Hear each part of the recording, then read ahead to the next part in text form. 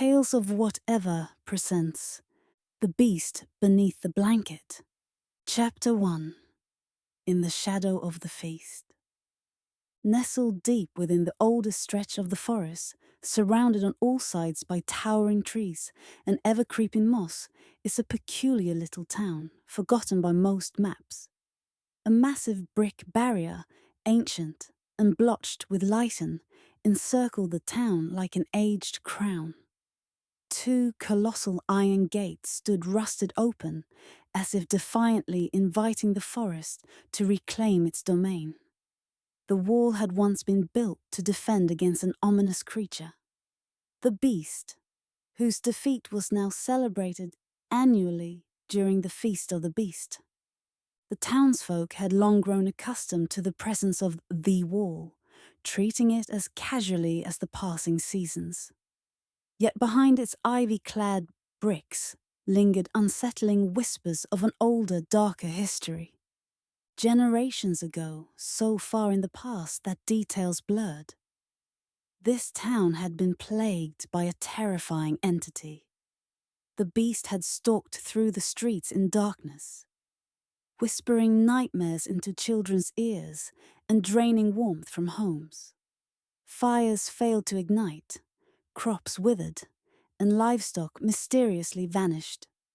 It was a creature said to be born from fears and sins themselves. One day, a lone knight arrived, his armor worn from countless journeys, his banner faded and forgotten. Through bravery and means now lost to time, he defeated the beast. To commemorate this victory, the townspeople began the Feast of the Beast, a joyful yet peculiar festival, filled with masks, bonfires, music, and dramatic reenactments. Yet another story endured, seldom spoken, but widely known. It claimed the knight never departed. Instead, he stayed to guard a secret prison hidden somewhere in the nearby forest, where the beast had fallen. Though built to hold the beast, the knight transformed it into a place of strange beauty, filled with intricate stone pathways, lanterns, and fruit-bearing trees. He lived there in solitude and silence, forgotten by the very people he had saved. Over generations, the garden became nothing more than a legend, but beneath the cheer, an old unease lingered, like the rusted hinges of the gate, groaning in the wind. Chapter 2. The Race of Sun and Shadow. In this quaint town lived two sisters, Hannah and Sophie, as different as sunlight and shadow. Hannah the elder was thoughtful and reserved, spending her days sketching the world around her with the charcoal-stained fingers. Sophie, spirited and whimsical, was seldom seen without her cherished red violin. Most kids teased Sophie for carrying her violin everywhere. But Scarlett wasn't just an instrument. She was Sophie's voice when words fell short. She had named her not for the color, but for the sound, a fierce, beautiful ache that only she could pull from the strings. Their cottage sat near the southern wall, vines curling up the outer stone, wildflowers overtaking the garden. Inside, the floorboards creaked in rhythm with the sisters' routines, art and music, argument and laughter. As the Feast of the Beast drew near, the whole town began to hum with the usual mischief. Children plotted games, teens planned races, and the adults braced for the inevitable mess. It was tradition, a foot race around the town to welcome the season. But this year, Hannah had an idea. "What if," she said, brushing soot from her sleeve, "we split into two groups? One runs inside the wall, the other outside." Sophie's eyes lit up. "A race of shadows and sun!" She struck a pose. "I'll take the forest." "You'll get lost," Hannah said, frowning. "I never get lost," Sophie said. "I just find new ways home." They met their friends near the northern gate, where iron hinges groaned like old bones. As teams formed, some of the younger kids hovered near the stone arch, uneasy. "Are we even allowed out there?" one asked. "It's not forbidden," said another. "But my uncle says the outside's cursed. Said that's where they trap the beast." "That's just feast nonsense," Sophie said, tossing her braid. "There's nothing out there but trees and rabbits." Hannah watched the worry on their faces. "Then we split it up. Older kids outside. The little ones run inside. And stay close. No stragglers." "Scared of bunnies, Hannah?" Sophie teased, already stretching. Their laughter was light, but unease clung to the edges. Suddenly, shouts drew their attention to the gate. A hunter was returning, dragging a monstrous wild pig behind him. The boar was massive, wiry, and wrong somehow, like it had grown too fast, in too many directions. Its eyes were glassy, its tusks cracked. Beside the hunter stood his son, Roan, quiet and sharp-eyed, with a sling looped over his shoulder. He'd followed Hannah and Sophie on enough misadventures to feel like one of them. "We tracked it 2 days," Roan explained when Hannah asked. "It circled back a few times. But I laid a trail. Acorns and old apples. Couldn't resist." The hunter grunted approval. Roan's idea. Pig never stood a chance. Sophie smiled. "We could use you on our team." Roan only shrugged, but the spark in his eyes said yes. Soon, the race began. Sophie took off first, scarlet bouncing against her back. The forest welcomed her with a blur of green and gold. Birds scattered, her breath burned. Her boots tore paths through the wet earth. At first, the runners moved in a chorus, feet pounding, voices teasing, the forest full of laughter. But then the pack thinned. Some kids surged ahead, others fell behind. Sophie ran harder, but the laughter changed. It began to echo strangely, bouncing, bending. Sometimes it came from behind her, sometimes from ahead, sometimes from places that didn't make sense. She slowed. Was she leading or lost? The wind stopped. The forest hushed. The laughter grew thin and warped.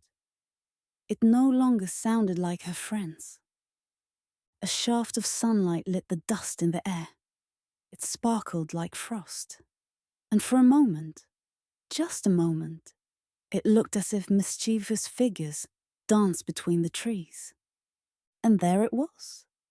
A tree, an old oak, had grown its way straight up through the town wall. Its thick trunk was half exposed to Sophie, its limbs curling downward, merging with the forest canopy. Beneath it, broken bricks lay like crumbs from a giant's table. The light through its leaves flickered red, just like scarlet's varnish. From the top of the tree, Sophie could hear something, not quite music, but close. A bird sang, a single strange note that pierced her chest like a memory. She took a step closer. The tree looked climbable, friendly even. And then she reached for Scarlet. The case was too light. The snaps were broken. Scarlet was gone. The realization hit like ice. The music stopped. The light dimmed. The spell shattered. She searched, called out. Nothing. And now the wall loomed above her, tall and cold, with Sophie in its shadow. "I'll come back for you tomorrow, Scarlet," she whispered. "I promise." When Sophie stumbled back into town, dusk was creeping in. Hannah, Roan, and the others stood waiting by the gate, worry etched into their faces. "Where were you?" Hannah grabbed her by the shoulders. "You were gone so long.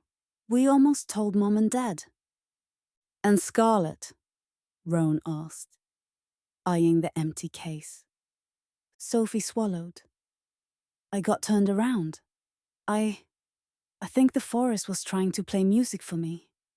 The wind, the birds. There was a song." "The forest plays music now?" Someone scoffed.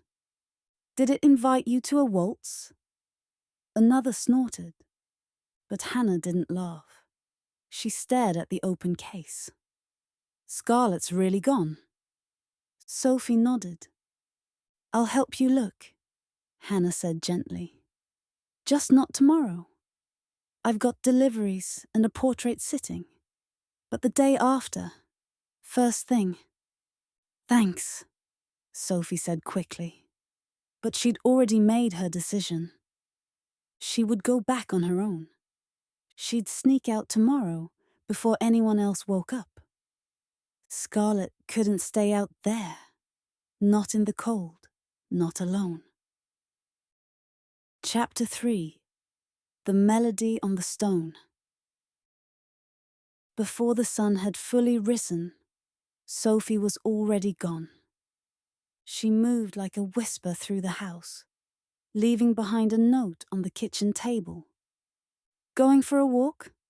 Back soon." She doubted Hannah would notice before noon. Outside, the morning air bit at her skin, sharp with the promise of winter, though snow had not yet come. She clutched a small satchel and a honey sandwich wrapped in cloth, her breath trailing behind her like a veil of steam. The forest was quieter now. Without the laughter of friends or the rush of competition, the trees stood solemn, and every twig that cracked beneath her boots seemed loud enough to betray her. Still she pressed on, retracing the same winding path she had run the day before. After some time, she saw it. The crumbled brickwork.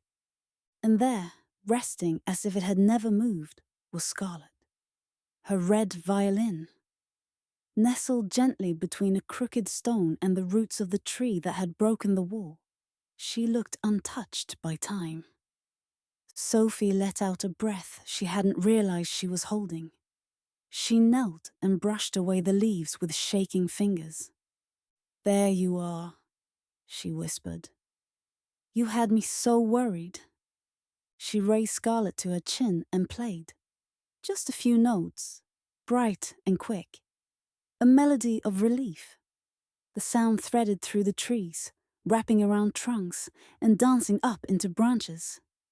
She sat on a nearby stone, unwrapped her sandwich, and took a bite.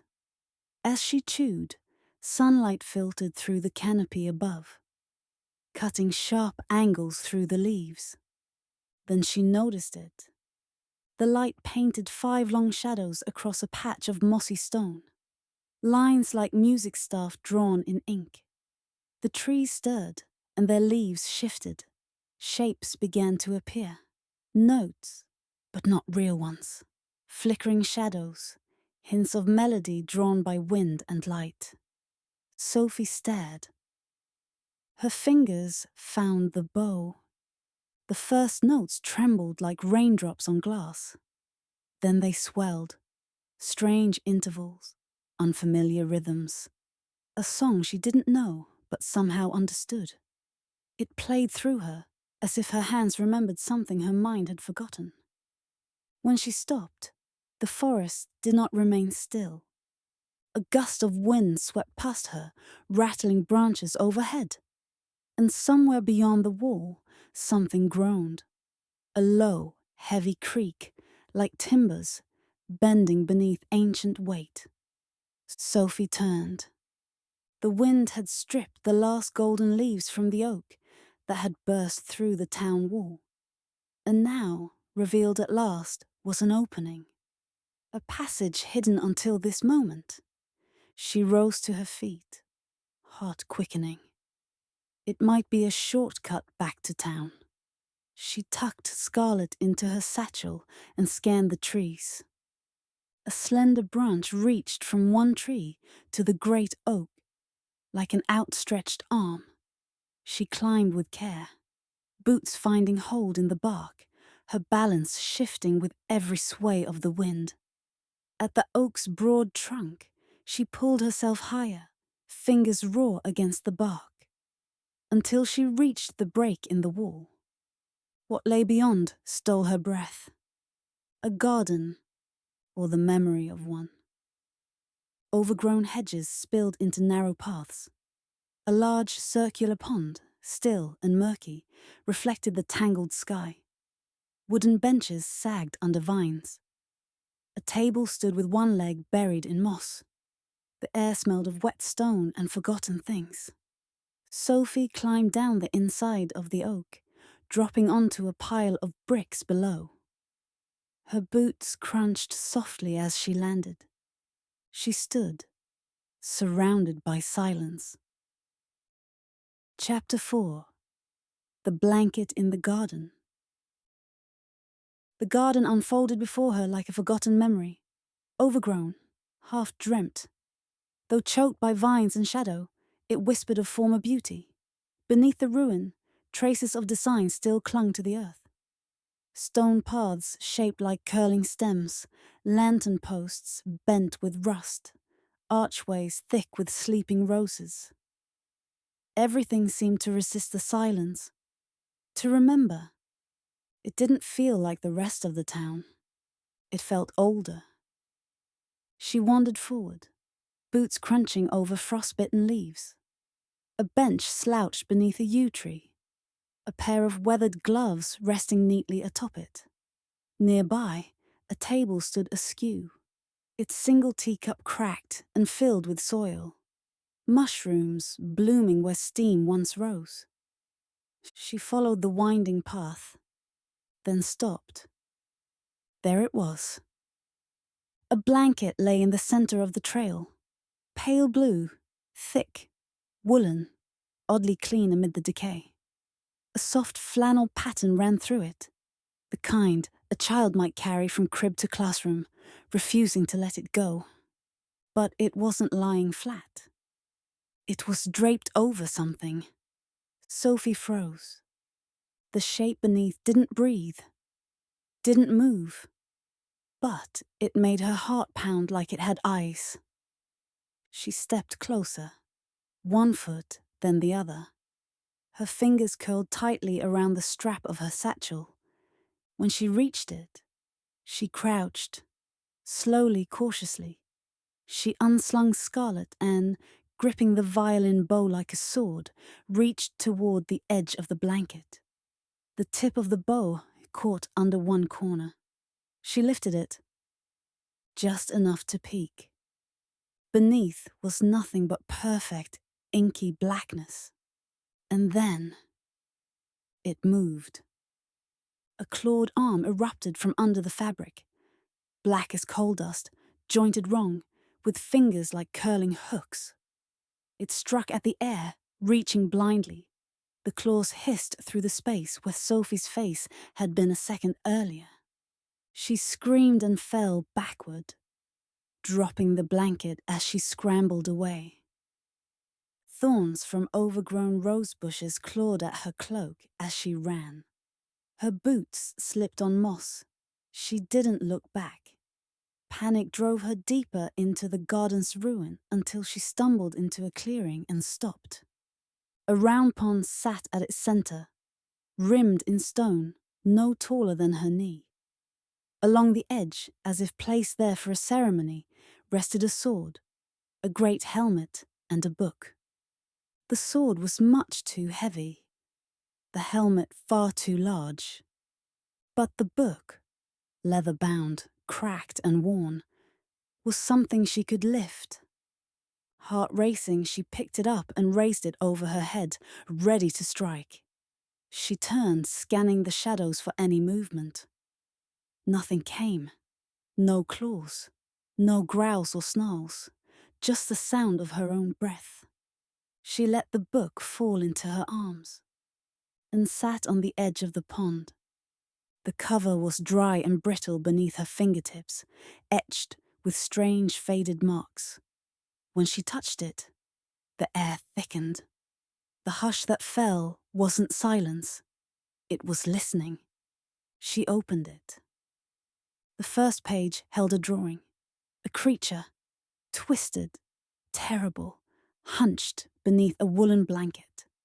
Ink lines trembled across the page like they'd been scratched in fear. Sophie turned the pages, fast at first, then slower. Sketches, warnings, a story told in notes and scrolls. A night, a beast, a fire, a trap, a garden. Some entries rambled, others were torn. Toward the end, the writing grew fainter. Pages were left blank, as if the hand that held the quill had simply stopped. And then, one final line, scrawled alone on the last page. If you are reading this, I am already dead. If the blanket remains, do not touch it. Tell no one what lies beneath. Its memory alone gives it strength. Burn this journal. Bury the truth with you. Sophie closed the book with care, then stood. Cradling the book against her chest, she crept back along the garden path. Her boots whispered across stone. Her breath shook. When she neared the spot again, she paused behind a rust-choked archway and peered out. The blanket hadn't moved, but the arm had. The black limb now lay twisted in the open air, its hand flexing gently, claws tapping at the stone like it was counting down. It seemed unable to move far, pinned somehow, but still very much alive. Sophie tiptoed past it, back toward the oak tree. She didn't climb yet. Instead, she collapsed at its crooked base, breath ragged, hands shaking. Snowflakes began to fall, light and sparse. Sophie opened the book again. She turned past the drawing, past the warnings, and began to read. And when she was finished, she stood. She walked back down the path, this time less afraid. She stopped just beyond the reach of the claws. I know who you are, she said. You're the beast of the feast. The arm twitched. The hand curled and uncurled, but the blanket didn't stir. We have a festival every winter in your honor, Sophie went on. Well, in the honor of your death. A voice answered her, deep, dry, not angry, but annoyed. Do you think I am dead? It asked. The sound echoed across the mossy garden walls. The whole town celebrates me. Every single winter. Do you realize what that does to a creature like me? Sophie stepped back, startled by the voice's presence, its authority. I don't think I do, she said honestly. I exist as long as they remember me, the beast replied. As long as I am feared. As long as I am celebrated. I cannot die while they chant my name and light their stupid little torches. I cannot rest while they dance. So the feast keeps you alive? Yes and no, the beast growled. It keeps me here, until someone foolish enough to pity me tears the blanket away and lets me out. Sophie narrowed her eyes. Then I'll make sure no one ever finds you. I'll bury this journal. Take your secret to my grave. The beast chuckled, low and bitter. And after you're dead, someone else will find me. They always do. She turned to go. Wait, the beast said. Softer now. I don't want to be freed. I want to be finished. I want to die. Sophie blinked. That tone, so different from before. Worn, resigned, tired of existing. There is a way, it said. To end me. You can help. Sophie looked down at the journal in her arms. She thought for a long moment. Then slowly she knelt. If I'm going to help, she said, then tell me what you are and how you were trapped. The garden was quiet. Then the beast sighed, a sound like branches shifting under snow. And then it spoke. Sophie crept closer, journal open in her lap, her gaze shifting back and forth, from the trembling blanket to the inked words that matched its voice. Chapter 5. The Beast's Tale. You want to know how I became this? The beast said. And so it began. I haunted this town once, not as flesh and bone, but shadow and mass. I fed on what they gave me. Fear, worry, guilt. They kept me alive with every frightened whisper in the dark. Then came the night. Not some shining hero, no. Just a man with fire and steel and a reputation to build. But it wasn't his sword that struck me down. A pause. It was a boy. The night lured me into a stable. I still remember the smell of the mare, sweet with apples and sweat. I couldn't resist. The door slammed shut behind me, and then came the fire. I burned, skin split, bone blackened. But I broke free, crawled through the flame. I was smaller by then, twisted and smoking, but I could still fight. He met me outside, the night, sword drawn, no hesitation. We battled. Even in my wounded state, I nearly had him, pinned him to the dirt and set fire to his chest with a touch of my claws. He screamed so loudly. And then, another pause. Longer. A boy emerged. He'd been hiding in the trees, watching, protecting his pony. The poor creature had a blanket draped over its back, blue wool, soft as breath, scented with hay and apple peel. The boy didn't run. He ran toward me. He meant to save the night, to smother the flames. But when the blanket touched me, a hiss of breath. Lightning, that's the only word. I was thrown off him, as if struck by the sky itself. My body cracked against the earth, still burning, still alive. And then the boy threw it. The blanket. It covered me. And I was bound to the ground as if the weight of the world was spun into each and every thread. I wasn't dead. I wasn't defeated. But I was captured. The blanket held me, somehow, and they left me that way. They ruined me, the beast said, and turned me into a story of hope. Its voice faltered, low, bitter, not angry, ashamed. Sophie sat with the journal open on her lap, eyes tracing the old ink sketches and frantic notes. Every page matched the tale. She closed the journal softly. Her eyes drifted toward the blanket. Then she spoke. "All right," she said. "I'll help you." Silence followed. Long, heavy. Then the beast's voice returned, softer now. "Remember, you mustn't tell a soul."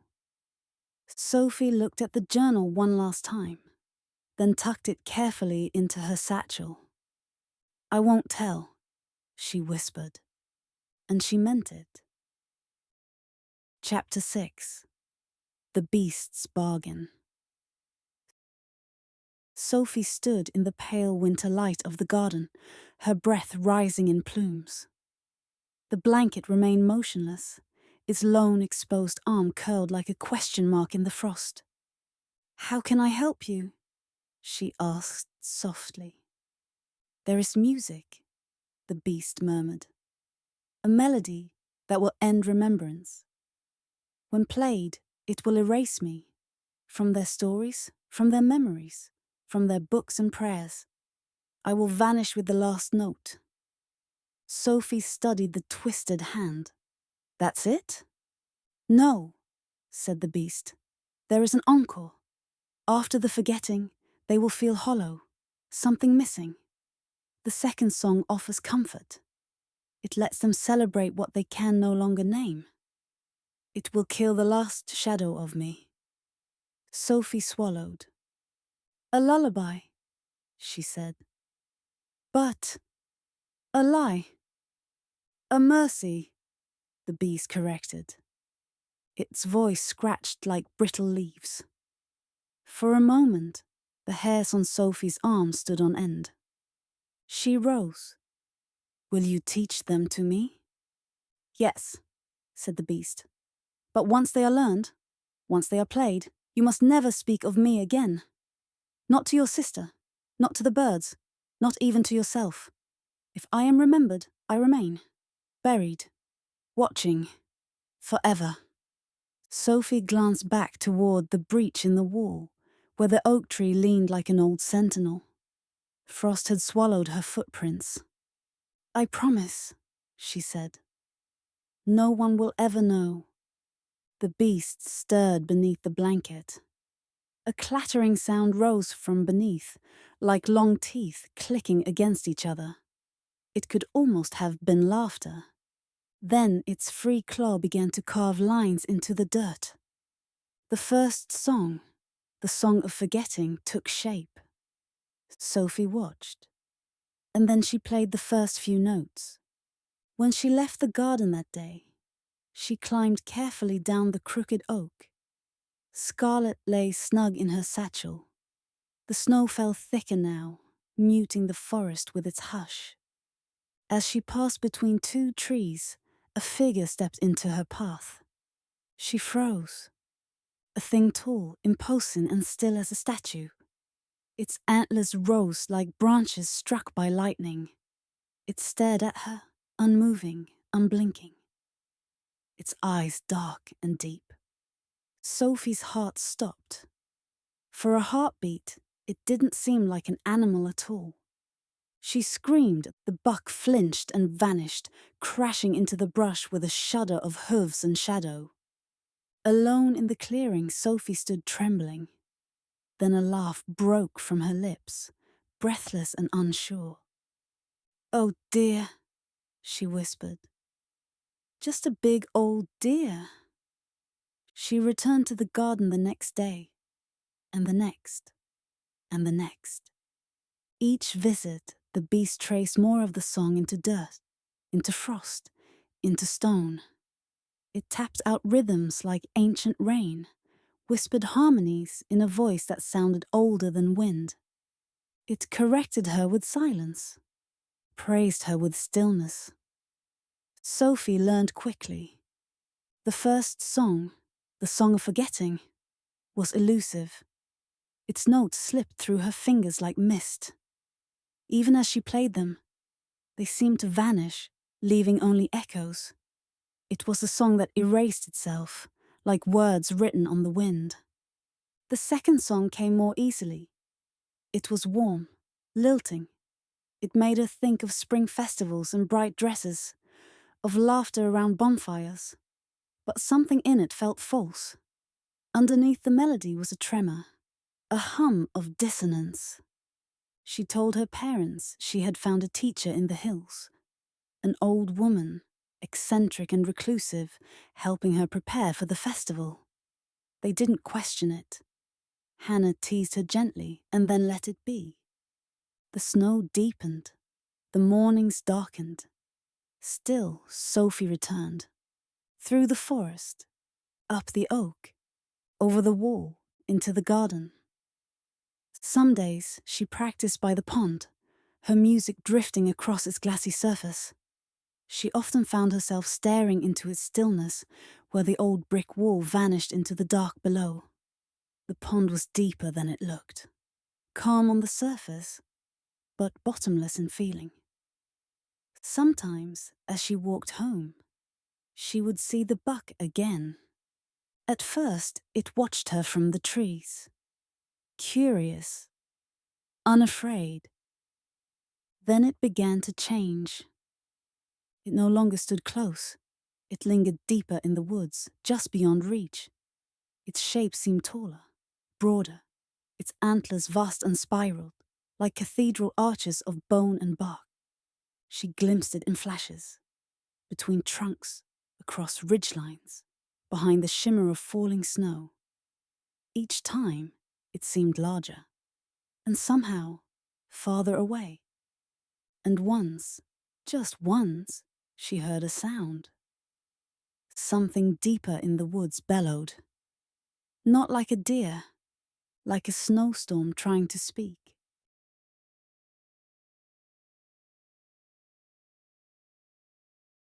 And this is where our story will stop for now.